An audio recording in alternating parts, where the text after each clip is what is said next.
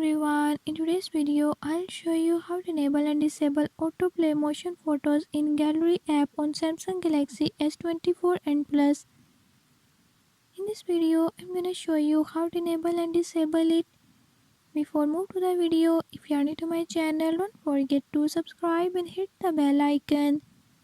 Watch complete video and learn how you can do it. Let's watch the video.